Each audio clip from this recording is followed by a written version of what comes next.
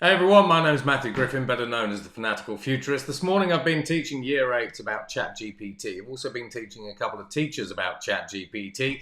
We had 45 teachers in a session last Tuesday, basically at one of the private schools in Hampshire. And frankly, I mean, they're already aware of the technology, but it sent more than a tidal wave basically through the academic establishment. Now, what I want to do basically with this little video is actually sort of show you the different ways that we can actually use ChatGPT within an educational setting. Now, this is a live session, that's it, so it's going to be a little bit temperamental because I think OpenAI have been playing around with some of the filters and some of the different parameters, etc., etc., etc. So I've been noticing that sort of prompts that used to work kind of now either don't work and or work differently. So we can start off with here. So when we actually have a look at what we're doing with ChatGPT, there's a whole variety of different things. Now, on the one hand, a lot of people are kind of fearful about the future. So over the past sort of 3 weeks, I've been on 3 different continents.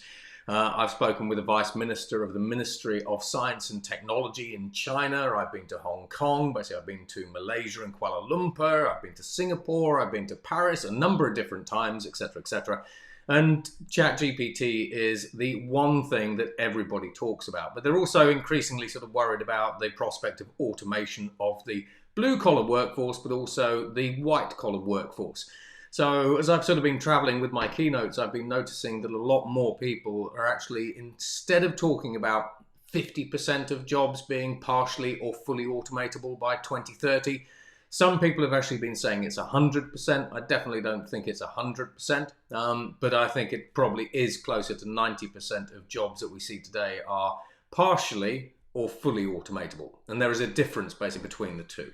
Now, I used ChatGPT with my son to actually write this book. We wrote it in 20 minutes. If you download it from the website, you can see exactly how we created it. We used Mid-Journey for the images and so on and so forth. So these technologies are powerful. Yeah, so when we automate a particular job or task, we actually democratize access to that particular job or task. But anyway, back to the sort of case in point. We're going to use ChatGPT to help teachers be more productive, but also students augment their learning and improve learning outcomes. So that's really what we're looking to do here. So from a student's perspective, I can obviously use ChatGPT to cheat. So I'm just going to be using a variety of different examples, but you kind of get the gist. So write an essay on dinosaurs. So dinosaurs are particularly popular with the Year 8s this morning. So for those of you outside of the UK, Year 8s are kind of 12-year-olds. So they were they were very, very excited about anything to do with dinosaurs. And when we were using Mid-Journey, doing text to images, they were very excited about creating dinosaurs that were eating chicken nuggets. So anyway, so what we have here is basically we've got ChatGPT actually writing an essay. Now, we all know that realistically, students should actually be writing these essays themselves. And the reason for that is because we still, as students, need to understand a lot of the fundamental concepts that go along basically with the things that we're doing, whether that's art or music, whether it's science and technology, whether it's English and languages, and so on and so forth. But anyway, here we go. So this thing's actually generating, it's doing very well. As you can see, it's a little bit longer than I thought it was going to be. I thought it would be done by now. So anyway, and this is actually this looks more like a bullet point essay than an actual essay. And again, when we were doing this morning, it actually wrote a decent essay. So it's now decided to write it in a different style. So again, these AIs basically can be finicky. On the one hand, that kind of comes down to the prompts that you use, but it also comes down to the parameters and the settings that the manufacturers who have made these things are actually sort of pushing out to the general public. Still going, and we're concluding. Okay, so now, from a student's perspective, now let's say that this is actually an essay that a student has produced. Now, we all know that this is actually produced by an AI. Now, this is where I'm going to actually do something that's fairly interesting from a plagiarism perspective, because most teachers will actually sort of take this essay that a student might have handed in and then ask the student whether or not they actually did it themselves. Now, in the UK, the AJ basically recently passed a rule saying that if you ask students whether or not their homework's been done by AI and they say that it hasn't, you should actually get them to sign that they haven't used AI to do it. That's the UK government's response to artificial intelligence, basically, in education so far. Fantastic. I always say that regulators are 10 years behind the curve. Brilliant. So anyway, so what we do basically as a teacher is we'd sort of run this through a plagiarism checker. But I'm finding that plagiarism checkers basically are typically about 2% accurate. So now this is where it sort of gets interesting. So we can actually use different marking rubrics to mark this essay. Now, we know the AI wrote this. So if I put mark this out of a score of 10 for the following individual points: grammar, spelling, and accuracy. What it will now do is it should now say, frankly, I can't mark myself. Okay, so where 10 is the top mark. Okay, so let's have a look. So ironically, earlier it was actually telling me that it couldn't actually mark its own work. So it's either having a bit of an off day, hasn't had its coffee, or whatever. But actually, this is what I was hoping it was going to do. So the idea here is if a student has actually written an essay by themselves, they can copy and paste that work basically into ChatGPT, and using a kind of really basic marking rubric, which in the UK we can actually assign to things like the UK GCSE or A-level basic rubrics, etc., etc. And you design them in a particular way. That's kind of a little bit of an art itself. As you see here, we can actually get these AIs to mark the homework that I've done as a student before I hand it in to the actual teacher. So in this particular case, it's giving this particular piece of work, 9.5, a 10, and a 9. So it's rating it really highly. So I'm glad that it's actually we've got in the UK, from a marking perspective, I think we've got an A here. Yeah, it's a 9 at GCSE level. But this is sort of where I think, basically, when we use ChatGPT to start augmenting children's learning, this is where we can get some really interesting results. So now I can put in, how would I improve this essay? And ChatGPT should give us a couple of prompts. So as a student, I've written something, I've asked ChatGPT to mark it against the official UK schools marking rubrics.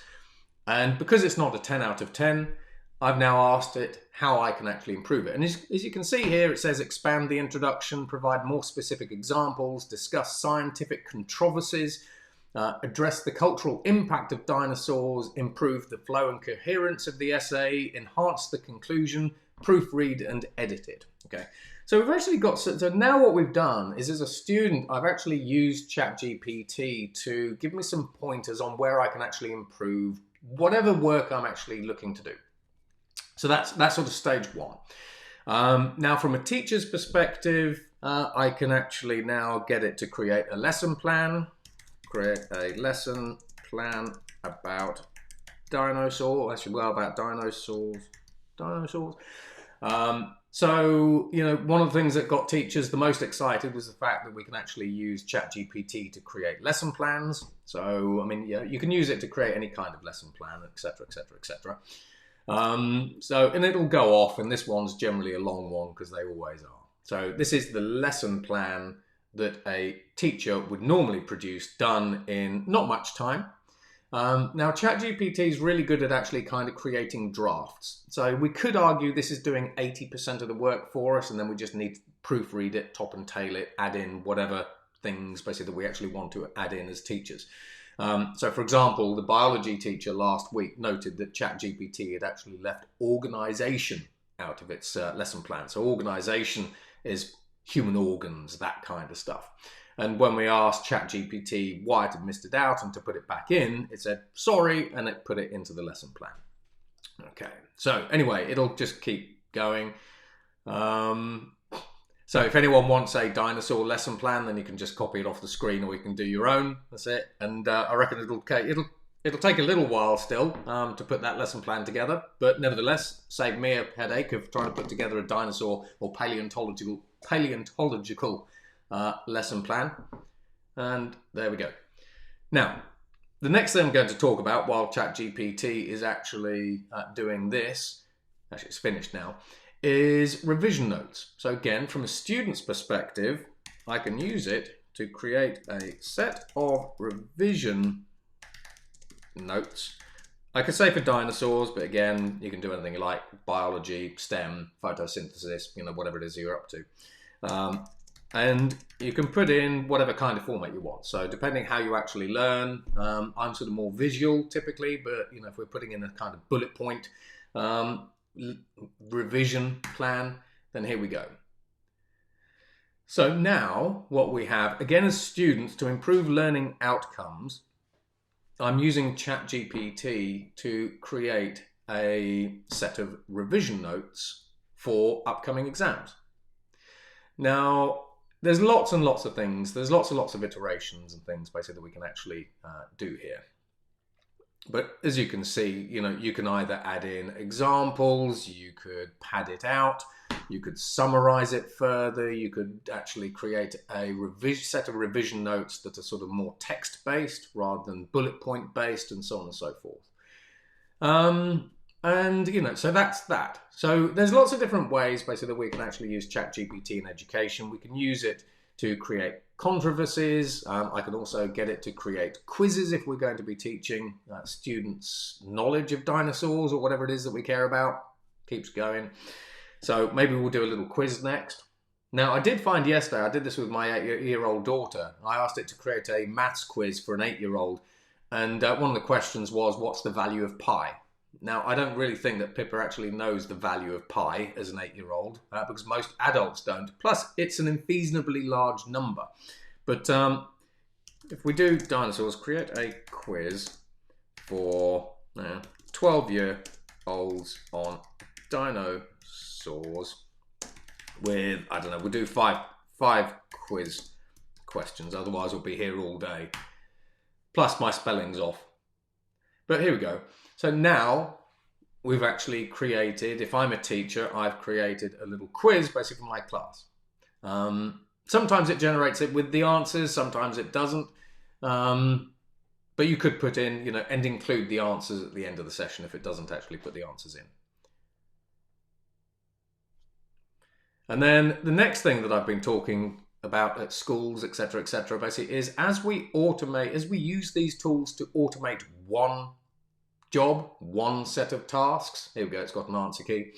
That democratizes access to those skills for everybody else. So this morning I showed students how we can create a machine vision application using ChatGPT. And this will be the last bit of this particular demo, and then I'll can it and upload it to wherever I upload it. But now in Java, write a machine vision application to identify, I don't know, we'll do dinosaurs, we'll keep dinosaur theme going. So this is now going to write a little piece of code basically for a machine vision application that will be able to identify dinosaurs. I'm not a programmer, but nevertheless, it still does a good job according to some of the technology teachers. So here we go. So what it will do is it will now sort of walk you through the different steps that are actually involved. So, these are some of the things basically that you've actually got to do when it comes to developing your own piece of software. And as you can see, kind of all makes sense. So this is kind of the pre-prep work. And then once it's done this, it will then start actually writing the code. So it'll write that. It's not going to write a huge amount of code. That's it. But nevertheless, you can see it's writing code. So we had a couple of 12-year-old programmers basically in the lesson this morning. That's it. And they were like, oh, etc. So here we go. Now, as a non-coder, because I talk about the democratization of skills, I don't know what this is, if it's correct and everything else. So there's a couple of interesting things that we can actually do with these large language model AIs. Now, firstly, I could actually get it to critique its own work. Now, what we've found is when we get these AIs to critique their own work, they've improved the output by about 30%. Okay, so that's one thing. So it's a little bit like giving AI an inner voice, saying, well, are you sure that you've created some really good work? And it goes back and checks it and says, oh, actually, I could have done something a little bit differently. So anyway, we've got our little program here. And then I say, how would I run this? Okay. So again, basically, to understand what I'm talking about, it's got to understand reasoning, context. It's got to know that I'm actually not talking about running a race, that I'm running a program, etc., etc. So this is really where the skill of these large language models actually comes in. And now it's telling me how I would actually run it. So, for example, install a JDK, set up a new Java project, install DJL dependencies. I don't even know what that is. And off we go. But you can see how all of a sudden we're democratizing access to skills, to different activities, etc., etc. We can see how we are automating different people and tasks, but we can also see how we're augmenting different skills and tasks as well. So depending on the side of the fence that you actually sit, if you're the programmer that's being automated by this, that's bad. But if I'm a non-coder, I like this because I can now start writing software. If I use Midjourney, I can now start using text to AI art, text to video, text to music, text to pretty much anything. And if you are interested in sort of learning more about these different technologies while it still goes, you can watch my YouTube channel, which is Fanatical Futurist. You can go to the 311institute.com website /insights on the URL, and you can actually download a book that I wrote about 4 years ago on the future of generative artificial intelligence. I am a futurist after all. I've seen this stuff coming, and I've been talking about this stuff for easily 7 years. That's it. So I hope you enjoyed that. That's it. Let me know what you think. That's it. Like, subscribe, do all the usual things, basically, that those influencers actually sort of have you do, etc., etc. If you like something, basically, then let me know. If you don't like something, let me know. Basically, if you think I could actually do something a bit better, let me know. I'm always open to critique and suggestions, etc., etc. And as for me, that's it. I'm out. Goodbye.